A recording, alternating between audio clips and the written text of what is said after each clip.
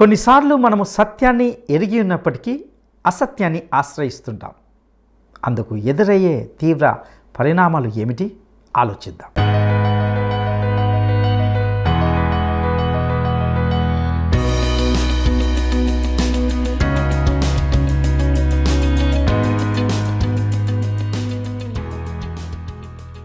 క్రీస్తునందు ప్రియమైన ప్రేమధార టీవీ వీక్షకులందరికీ మన ప్రభువును రక్షకుడైన యేసు క్రీస్తు మహిమగల నామంలో శుభములు తెలియజేస్తున్నాం.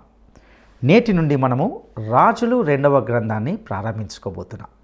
ఈనాటి పాఠంలో మనము ఈ గ్రంథం యొక్క క్లుప్త సారాంశంను గురించి మరియు 1వ అధ్యాయము 1 నుండి 2వ అధ్యాయము 16వ వచనం వరకు ధ్యానించుకుంటాం.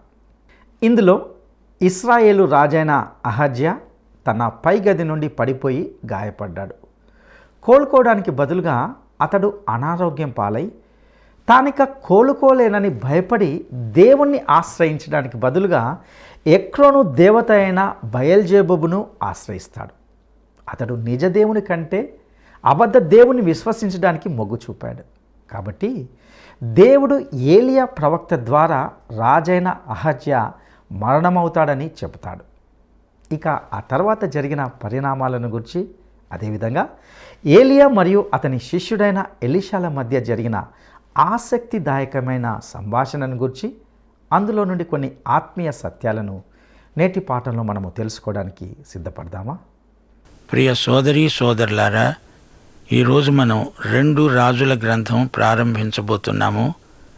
1, 2 రాజుల గ్రంథాలు, ఈ 2 ఒకటే. అయితే ఈ 2 చారిత్రక గ్రంథాలు. 2 రాజుల గ్రంథంలో దేవుడు తన ప్రవక్తలను ప్రేరేపించి వారి ద్వారా మాట్లాడిన విధానం ఎంతో గంభీరమైనది. ఇశ్రాయేలు యూదా ప్రజలు చెరగొని పోబడడం ముఖ్య విశేషం. యెహోవా వాక్కు అనే మాట ఈ గ్రంథంలో ఎక్కువసార్లు వస్తుంది. హృదయం, పాపం, ఉన్నత స్థలాలు, నిబంధన అనే మాటలు తరచుగా వినబడతాయి. దేవుణ్ణి గురించి, ఆయన కృప, కనికరం, ఆయన తీర్పు, ఆగ్రహం ప్రతి అధ్యాయంలో మా శ్రోతలు గుర్తించాలి. విశేషించి దేవుని సౌశీల్యం మనకు తేటగా కానవస్తుంది. కొందరు రాజులు అమలుపరచిన సంస్కరణలు ప్రజా జీవితానికి ఎంతో ఉపకరించాయి. జీవమునకు భక్తికి అవసరమైనవి దేవుడు రాజుల ద్వారా అనుగ్రహించాడు. ఇశ్రాయేలు రాజులు, యూదా రాజులు, వీరి తీరు తెన్ను గమనించండి. ఈ గ్రంథంలో 2 ప్రవక్తలు ముఖ్యంగా కానవస్తారు. ఏలియా, ఎలీషా. వీరు చేసిన అద్భుతాలు గమనించండి. అద్భుతాలు ప్రజలను మారు మనస్సుకు ప్రేరేపిస్తాయి. అష్షూరు చేసిన దండయాత్రలు, ఇశ్రాయేలు చెరగొని పోబడడం, ఇవి గమనించదగ్గ విశేషాలు.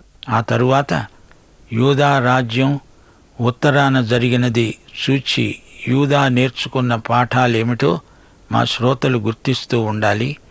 యూదా బబులోనుకు చెరగొని పోబడింది.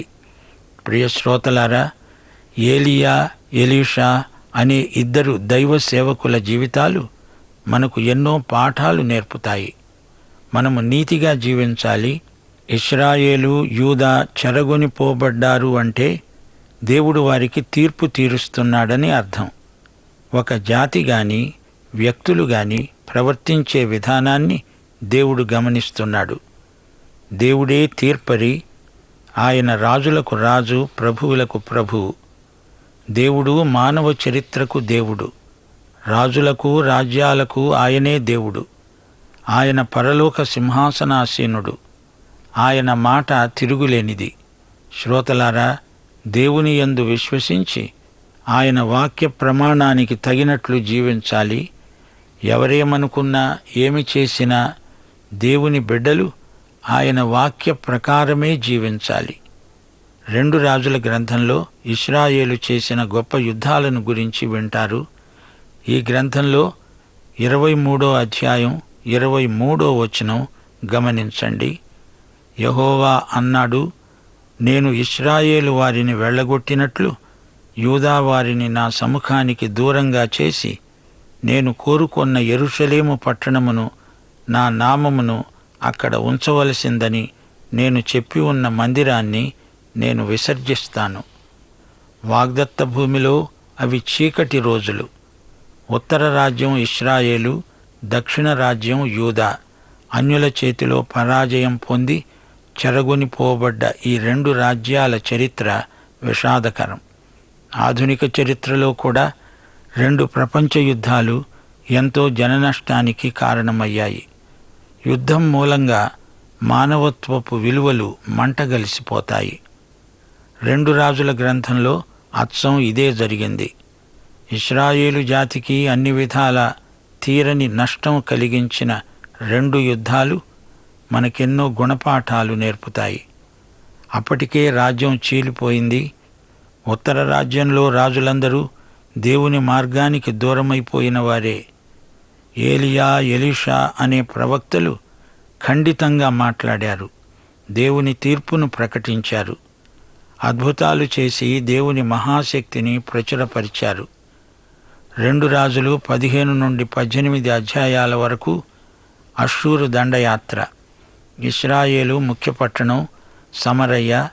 అష్షూరు రాజ్యం ఇశ్రాయేలుపై దండెత్తింది. దక్షిణాదిన యూదా రాజ్యం చరిత్ర నేర్పిన పాఠాలు నేర్చుకోలేకపోయింది. బబులోను యూదాను ముట్టడించింది. ఈ విధంగా పరాయి రాజుల దాడి వలన 12 గోత్రాలు బాగా దెబ్బతిన్నాయి. ఫలితంగా యెరూషలేము ధ్వంసమైపోయింది. ఇశ్రాయేలీయులు పరాయి దేశంలో బానిసలైపోయారు. దేవాలయంలో పరికరాలన్నీ బబులోనుకు తరలించబడినాయి. ఇశ్రాయేలీయులు లోకమంతటా చెదరిపోయారు. 25 శతాబ్దాలు వారందరూ తిరిగి ఏకం కాలేకపోయారు. స్వతంత్ర జాతిగా రూపొందలేకపోయారు. ప్రవక్తలు ఎన్నో ప్రబోధాలు చేశారు. అష్షూరు, బబులోను ఈ జాతికి చేసిన కీడు అంతా ఇంతా కాదు. ప్రియ శ్రోతలు, రెండు రాజుల గ్రంథంలో మొదటి 8 అధ్యాయాలు ఉద్రేకభరితమైన సన్నివేశాలతో మనలను ఉక్కిరిబిక్కిరి చేస్తాయి. ఏలియా జీవితంలోని చివరి రోజులు, అతని ఆధ్యాత్మిక వారసుడు ఎలీషా మనకు కనిపిస్తాడు. 9వ అధ్యాయం నుండి చరిత్ర కొంచెం గజిబిజిగా సాగుతుంది. ఇశ్రాయేలు రాజ్యంలో 10 గోత్రాలు మాత్రమే ఉన్నాయి. యూదా రాజ్యం 2 గోత్రాలు. ప్రియ శ్రోతలారా, ప్రవక్తలు మాట్లాడుతున్నప్పుడు వారు ఎలాంటి చారిత్రక నేపథ్యంలో మాట్లాడుతున్నారో మనం గ్రహించాలి. అహాబు అన్యదేవతారాధనను ప్రవేశపెట్టి ప్రజల ఆధ్యాత్మిక జీవితాన్ని కలుషితం చేశాడు. ఏలియా, ఎలీషా మాత్రమే కాక ఇతర ప్రవక్తలు కూడా అడపాదడపా సేవ చేస్తూ వచ్చారు. ఆమోసు, హోషియా ఉత్తర రాజ్యంలో సేవ చేశారు. ఓబద్యా, యోవేలు, యెషయా, మీకా, నహూము, జఫన్యా, ఇర్మియా, హబక్కూకు అనే ప్రవక్తలు దక్షిణ రాజ్యంలో సేవ చేశారు. దక్షిణ రాజ్యం బబులోను చెరలో ఉండగా ఇంకా కొందరు ప్రవక్తలు సేవ చేశారు. రాజు గాని రాణి గాని ప్రవర్తించిన తీరు బహు క్లుప్తంగా వివరించబడింది. దేవునికి అనుకూలమైన వారెవరో, ప్రతికూలమైన వారెవరో తేటగా వివరించబడింది. మొత్తం 39 మంది పరిపాలించారు. ఈ రాజుల చరిత్రను వింటున్నప్పుడు క్రైస్తవ నాయకత్వాన్ని గురించిన పాఠాలు మనకెన్నో లభిస్తాయి. ఈ గ్రంథంలో 3 ముఖ్యమైన సంఘటనలు మీ దృష్టికి తెస్తాము.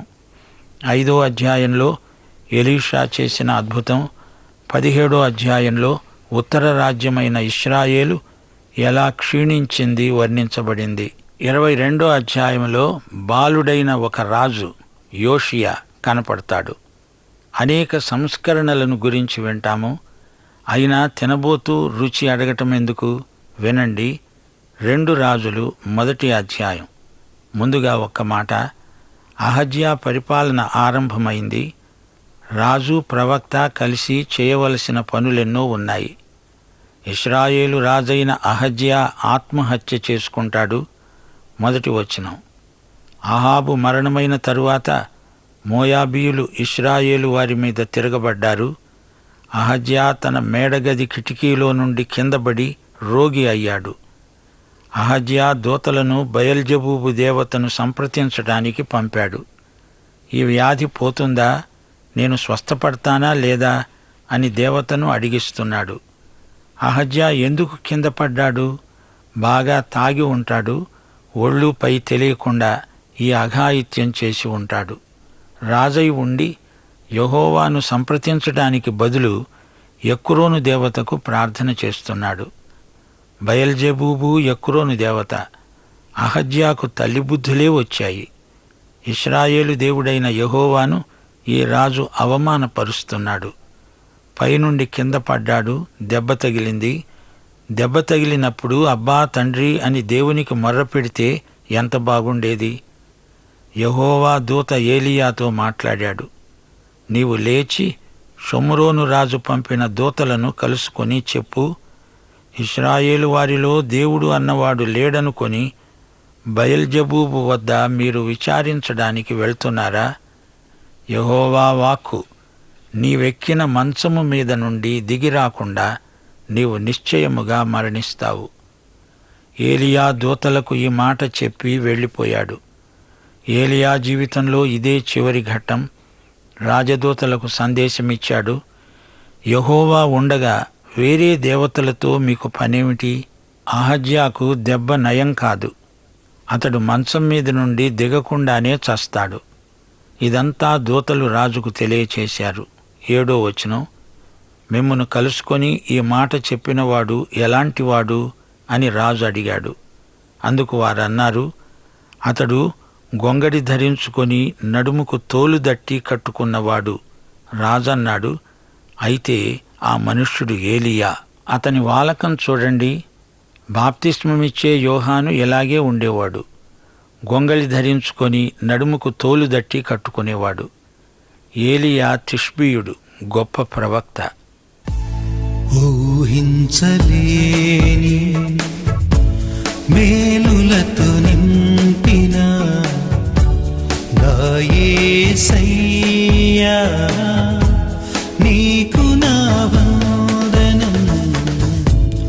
ఊహించలేని మేలులతో నింపిన నా యేసయ్యా, నీకు నా వందనం. వర్ణించగలనా నీ కార్యము, వివరించగలనా నీ మేలులను. వర్ణించగలనా నీ కార్యము,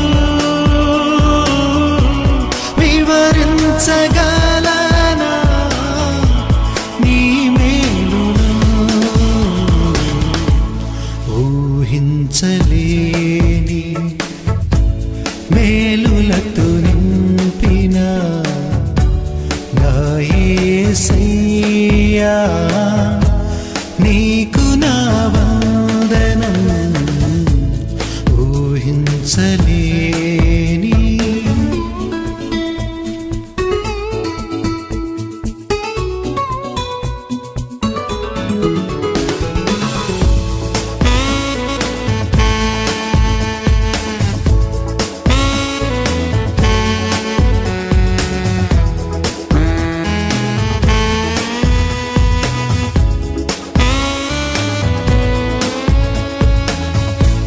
మేలులతో నా హృదయం తృప్తిపరచినావు.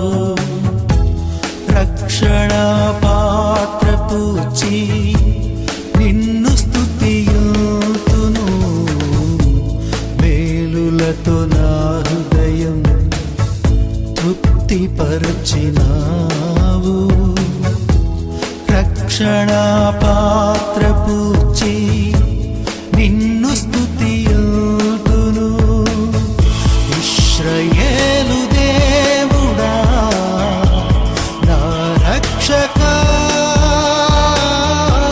స్తుతియుతును నీ నామమును. ఇశ్రాయేలు వెంటనే రాజు ఒక అధిపతిని ఏలియా వద్దకు పంపాడు. అధిపతితో పాటు 50 మంది సేవకులు వెళ్ళారు. అప్పుడు ఏలియా కొండ మీద కూర్చున్నాడు. అధిపతి కొండ ఎక్కి ఏలియా సమీపానికి వెళ్ళి అన్నాడు, దైవజనుడా, నీవు దిగి రావాలి, రాజు ఆజ్ఞాపిస్తున్నాడు. వెంటనే ఏలియా అన్నాడు, నేనే దైవజనుణ్ణైతే అగ్ని ఆకాశము నుండి దిగివచ్చి నిన్ను నీతో ఉన్న 50 మందిని దహించునుగాక. వెంటనే అలాగే జరిగింది. అప్పుడు రాజు ఈ వార్త విని మళ్ళీ అలాగే చేశాడు. గమనించాలి, అహజ్యా యెజెబెలు కుమారుడు. యెజెబెలు ఏలియాను చంపడానికి ప్రయత్నించింది. ఆమె కుమారుడైన అహజ్యా కూడా కక్ష సాధింపు మనస్తత్వంతో పనిచేస్తున్నాడు.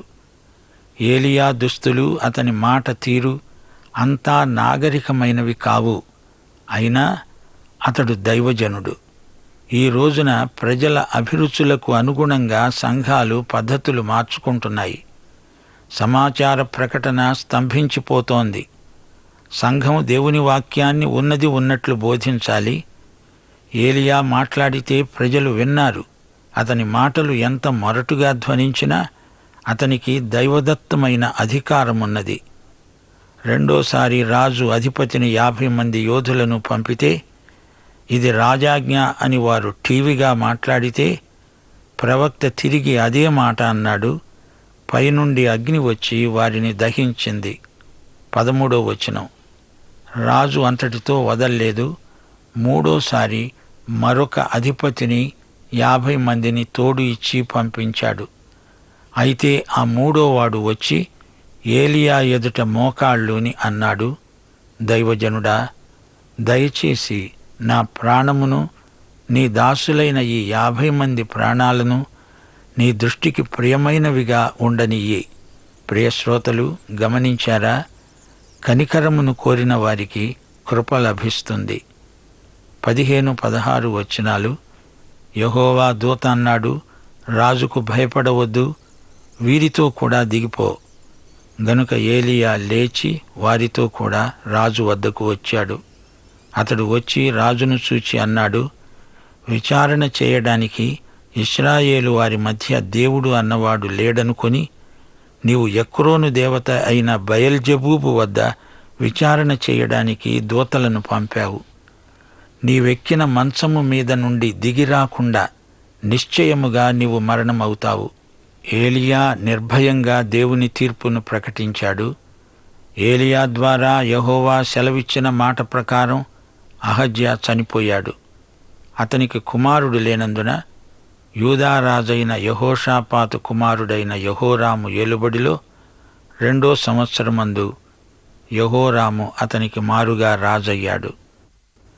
అహజ్యా చేసిన ఇతర కార్యములను గురించి ఇశ్రాయేలు రాజుల వృత్తాంతముల గ్రంథమందు వ్రాయబడింది.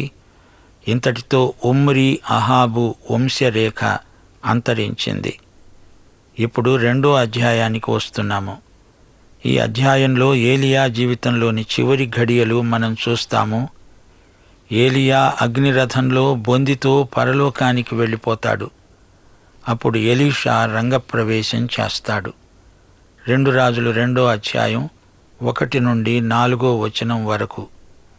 యెహోవా సుడిగాలి చేత ఏలియాను ఆకాశమునకు ఆరోహణం చేయించుకోబోయే కాలమున ఏలియా ఎలీషా కూడి గిల్గాలు నుండి వెళుతూ ఉండగా ఏలియా అన్నాడు, యెహోవా నన్ను బేతేలునకు పొమ్మని సెలవిచ్చి ఉన్నాడు, గనుక నీవు దయచేసి ఇక్కడ ఉండు.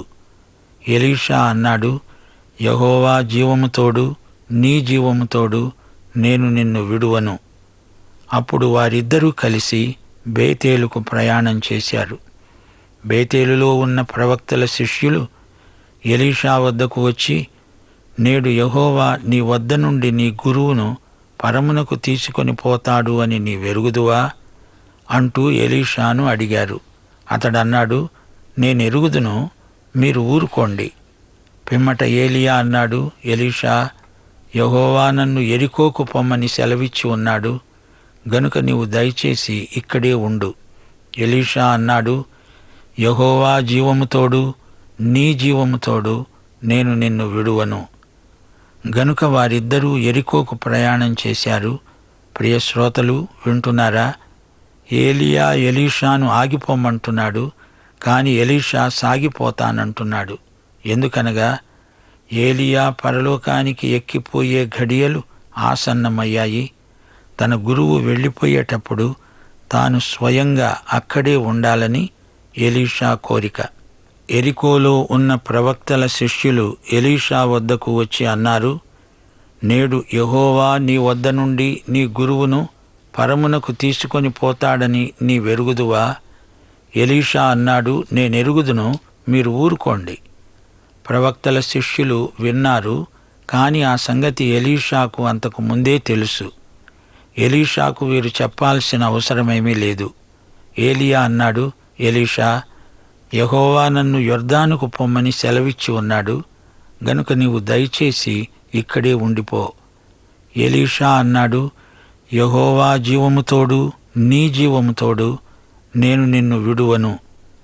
వారిద్దరూ ప్రయాణమై సాగి వెళ్ళారు. ప్రవక్తల శిష్యులలో 50 మంది దూరమున నిలిచి చూస్తూ ఉండగా వారిద్దరూ యొర్దాను నది దగ్గర నిలిచారు. అంతటా ఏలియా తన దుప్పటి తీసుకొని మడతపెట్టి నీటి మీద కొట్టగా నీరు ఇవతలకు అవతలకు విడిపోయింది. గనుక వారిద్దరూ పొడినేల మీద దాటిపోయారు. ప్రియ శ్రోతలారా, సరిగా అప్పటికి 500 సంవత్సరాల క్రిందట యొర్దాను నదిని యెహోషువ కొరకు దేవుడు 2గా విభజించాడు. ఇప్పుడు అదే అద్భుతాన్ని దేవుడు ఏలియా ఎలీషాల కొరకు చేస్తున్నాడు. వారు దాటిపోయిన తరువాత ఏలియా ఎలీషాను చూచి అన్నాడు, నేను నీ వద్ద నుండి తీయబడక మునుపు నీకోసము నేను ఏమి చేయగోరుతావో దాన్ని అడుగు. ఎలీషా అన్నాడు, నీకు కలిగిన ఆత్మలో 2 పాళ్ళు నా మీదికి వచ్చేటట్లు దయచెయ్యి. అందుకతడన్నాడు, నీవు అడిగినది కష్టతరముగా ఉన్నది. అయితే నీ వద్ద నుండి తీయబడినప్పుడు నేను నీకు కనబడిన ఎడల ఆ ప్రకారం నీకు లభిస్తుంది, కనబడని ఎడల అది జరగదు. శ్రోతలు గమనించారా? ఏలియా కంటే ఎలీషాకు ఎక్కువ ఆత్మబలం దేవుడు అనుగ్రహిస్తాడు. రెట్టింపు ఆత్మ అతనికి దేవుడిచ్చాడు. వారు వెళ్ళుతూ ఉండగా, మాట్లాడుతూ ప్రయాణము చేస్తూ ఉండగా అగ్ని రథము, అగ్ని గుర్రములు కనపడి వీరిద్దరినీ వేరు చేశాయి. అప్పుడు ఏలియా సుడిగాలి చేత ఆకాశమునకు ఆరోహణమయ్యాడు. ఏలియా జీవితము, పరిచర్య ఇహలోకంలో ఇంతటితో ముగిశాయి. ఇది ఒక అద్భుత సంఘటన. ఎలీషా అది చూచి, నా తండ్రి, నా తండ్రి, ఇశ్రాయేలు వారికి రథమును రౌతులను నీవే అని కేకలు వేశాడు. అంతలో ఏలియా అతనికి మరల కనపడలేదు. అప్పుడు ఎలీషా తన వస్త్రమును పట్టుకొని 2 తునకలుగా చేశాడు. ఏలియా దుప్పటి కింద పడగా అతడు దాన్ని తీసుకొని యొర్దాను ఒడ్డునకు వచ్చి నిలిచి ఒంటి మీది నుండి క్రిందపడిన ఆ దుప్పటిని పట్టుకొని నీటి మీద కొట్టి, ఏలియా యొక్క దేవుడైన యెహోవా ఎక్కడ ఉన్నాడు అన్నాడు. అతడు ఆ దుప్పటితో నీటిని కొట్టగా అది ఇటూ అటూ విడిపోయినందున ఎలీషా అవతలి ఒడ్డునకు నడిచిపోయాడు. గమనించండి, ఎలీషా ఏలియా స్థానాన్ని ఆక్రమిస్తున్నాడు. తన విశ్వాసాన్ని ప్రకటిస్తున్నాడు. ఎలీషా ఏలియా దుప్పటి తీసుకొని ఏలియాలాగే నీటి మీద కొడుతున్నాడు. శక్తి ఏలియా దుప్పటిలో లేదు, ఏలియాలో లేదు, దేవుని యందు ఉన్నది. ఎలీషాకు అది తెలుసు. ఎలీషాకు ఏలియాకున్నంత విశ్వాసమున్నది. అనగా ఏ దేవుని యందు ఏలియా విశ్వాసముంచాడో అదే దేవుని యందు ఎలీషా కూడా విశ్వాసముంచాడు. ఎలీషా అడిగిన ప్రశ్న ఒక్కటే, ఏలియా యొక్క దేవుడైన యెహోవా ఎక్కడ ఉన్నాడు? ఈ రోజున ఇదే ప్రశ్న మనల్ని ఎదుర్కొంటున్నది. మనము మనుష్యుల వైపు చూడకూడదు. పద్ధతులు కాదు ముఖ్యమైనవి, దేవుని వైపు చూడాలి. ఆయన సజీవ దేవుడు, యేసుక్రీస్తు యొక్క దేవుడు, యేసుక్రీస్తు యొక్క తండ్రి. ఆయన వైపు చూడండి. ఎలీషా ఏలియా దుప్పటి తీసుకున్నాడు, నీటి మీద కొట్టాడు. దారి ఏర్పడింది, నది దాటాడు. ఎలీషా జీవితానికి అది కొత్త మలుపు. 15వ వచనం, యెరికో దగ్గరి నుండి కనిపెడుతూ ఉన్న ప్రవక్తల శిష్యులు అతణ్ణి చూచి, ఏలియా ఆత్మ ఎలీషా మీద నిలిచి ఉన్నదని చెప్పుకొని అతనికి ఎదురు వెళ్ళి అతనికి సాష్టాంగ నమస్కారం చేసి అతనితో అన్నారు, ఇదిగో, నీ దాసులమైన మా వద్ద 50 మంది బలము గలవారున్నారు. మా మీద దయ ఉంచి నీ గురువును వెతకటానికి వారిని పోనియ్యి. యెహోవా ఆత్మ అతణ్ణి ఎత్తి ఒక పర్వతము మీదనైనా లోయయందైనా వేసి ఉండవచ్చు అని మనవి చేయగా ఎలీషా అన్నాడు, ఎవరినీ పంపవద్దు. ప్రవక్తల శిష్యులు అనగా ప్రవక్తల కుమారులు. ఆ రోజుల్లో వారు దేవశాస్త్ర విద్యార్థులు. ఎలీషా యొర్దాను దాటటం వారు చూస్తున్నారు. ఏలియా పరమునకు వెళ్ళిపోయాడని వారు నమ్మటం లేదు. దేవుడు ఏలియాను ఎక్కడో దాచిపెట్టాడని వారు అనుకుంటున్నారు. దేవుణ్ణి గురించి వీరి అవగాహన ఎలా ఉన్నదో చూడండి. ఇప్పుడు మనం 16వ వచనం వరకు వచ్చాము. పాఠం సమాప్తం. దైవాశీస్సులు, ప్రభు అయిన యేసుక్రీస్తు వారి కృప, తండ్రి అయిన దేవుని ప్రేమ, పరిశుద్ధాత్మ యొక్క అన్యోన్య సహవాసము, సమాధానము మనకందరికీ సదాకాలము తోడై ఉండునుగాక. ఆమేన్.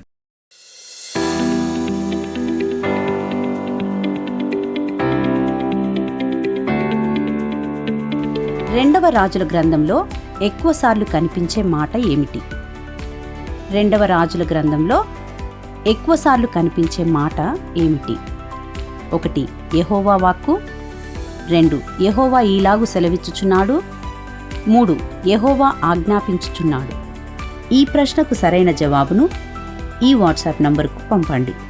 మా వాట్సాప్ నంబర్ 9399952570. ప్రియులరా, ఇంతవరకు మనము 2వ రాజుల గ్రంథము 1-2 అధ్యాయాల నుండి కొన్ని శ్రేష్టమైన విషయాలను తెలుసుకున్నాం. ఆహాబు రాజు యొక్క కుమారుడైన అహజ్యా తన క్లిష్ట పరిస్థితుల్లో యెహోవాను సంప్రదించకుండా ఎక్రోనును ఆశ్రయించి నిజ దేవుణ్ణి అవమానపరచడాన్ని చూశాం. దేవుని అందించవలసిన భక్తిని మరొక దానిపై ఉంచడం అసహ్యకరం. అహజ్యా ఇశ్రాయేలు దేవునికి ప్రతిగా బయల్జెబూబు ఎదుట సాగిలపడిన ఒక మూర్ఖుడు. ప్రియులరా, ఒక విషయాన్ని మీరు గమనించాలి. దేవుడు ఏలియా కాలంలో ఉన్నట్లే నేడు కూడా ఉన్నాడని మీరు నమ్ముతున్నారా? మీ భక్తి విశ్వాసాలు ఎవరిపై ఉన్నాయి? మీ దృష్టిని, భక్తిని దేవునికి దూరం చేసేది ఏదైనా మీ జీవితంలో ఉందా? ఏలియా ఎవరికి భయపడకుండా దేవుని మాటలను ఉన్నది ఉన్నట్లుగా దైవదత్తమైన అధికారంతో బోధించడాన్ని ఇందులో గమనించాం. నేటి సంఘం కూడా ఇట్టి అధికారంతో బోధించాలని మనము హెచ్చరించబడుచున్నాం. మనము మనుషుల వైపు చూడకూడదు. పద్ధతులు కాదు ముఖ్యమైనవి, దేవుని వైపు చూడాలి. ఆయన సజీవుడైన దేవుడు. ప్రియ సహోదరుడా, సహోదరి, నేటి ఈ సందేశము మనకు నేర్పిస్తున్న సత్యము ఇదే. ఎట్టి పరిస్థితుల్లో కూడా మనము నిజదేవుణ్ణి విడిచి నిజము కాని వాటిని ఆశ్రయించకూడదు. అటు కృప దేవుడు మీకు దయచేయనుగాక. దైవాశీస్సులు.